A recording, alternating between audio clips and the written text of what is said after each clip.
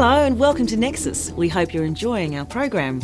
This week we're taking you to some of Australia's most popular attractions and tourist destinations. And don't forget to watch out for this symbol. It means there's a special focus on English language learning from the story on our website.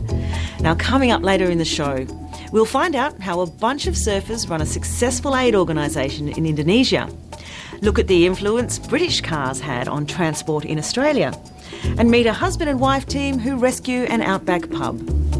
But first, the Thomson Belle is the only paddle wheeler west of the Great Dividing Range that runs along Australia's east coast, and it takes visitors on a unique cruise along the Thomson River. It's an ideal way to experience a part of outback Australia that many people love. So sit back and watch the river flow.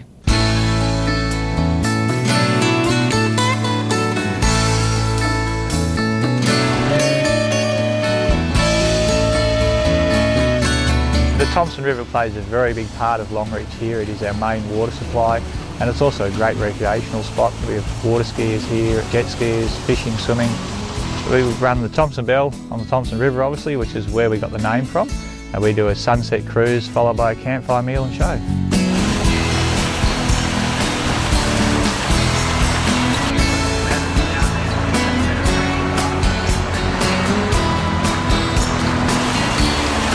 As we cruise along the river, we get to see the different trees along the waterway. If there's fishermen up there, we get them to hold catch up so you can see what sort of fish you'll catch. In winter, we get the water birds here. We get pelicans and all the different types of water birds.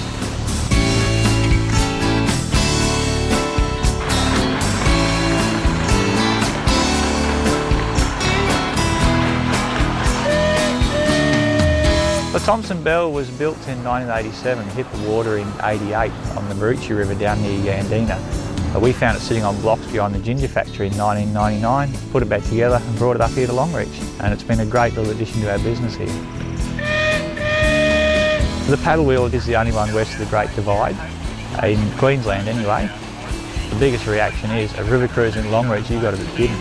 And they get out here and see the paddle wheeler, and we go up the river to where it's a bit wider up there, and it's fantastic.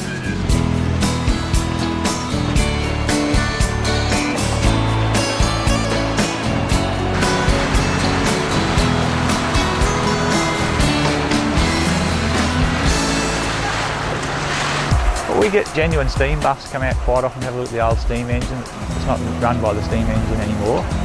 We get a few overseas visitors occasionally, and they're just constantly surprised at the wide open spaces out here. From the upper deck on the paddle wheel, you see out over the banks and you can just see how far and wide the planes are. It's a great example of true outback Australia. It gets interesting every year around January, February, March when we get our floods. Where we're standing here at the moment, if we had been here in February 2000, we'd probably be under 20, 25 foot of water. It's a sight to see. February 2000 flood, it was 7 kilometres wide. Just a massive water.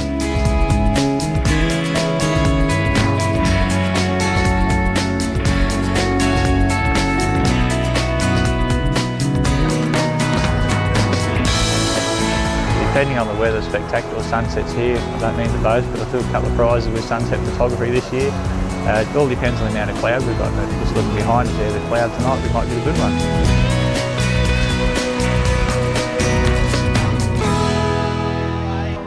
I'm the woman I took for my wife.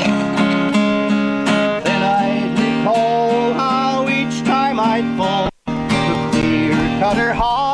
We have a country music singer to entertain who tells a few jokes as well, and we have a bush poet, spins a few yarns around the campfire, we swing the billies. It's a fantastic experience. With the fear, but I'll always love you, do what you must do. I was all-around champion that year.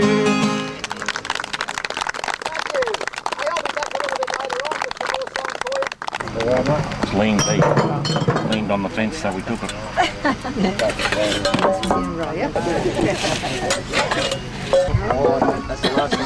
Beautiful, thank you. So for those of you who haven't made billy tea before, boil your water up. Probably add a tablespoon of tea leaves, because I let them draw for a bit, into the billy. Once you let them draw for a little bit, the idea then is when you pour your cup of tea, you don't want to get tea leaves in it. So we swing the billy, you're going to try this at home for the first time, use cold water.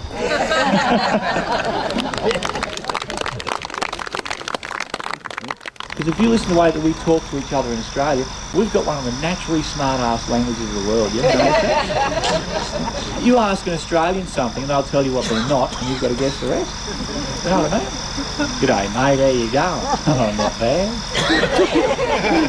Geez, that must have cost a bit. Well, it wasn't cheap. We've had about 13,000 passengers a couple of years ago. We had a really big year. And I've even had people here, a gentleman a few years back, 96 years old, never been around a campfire before in his life, absolutely loved it. Keep a place in your heart for them all, everyone, for they are the pride of Australia.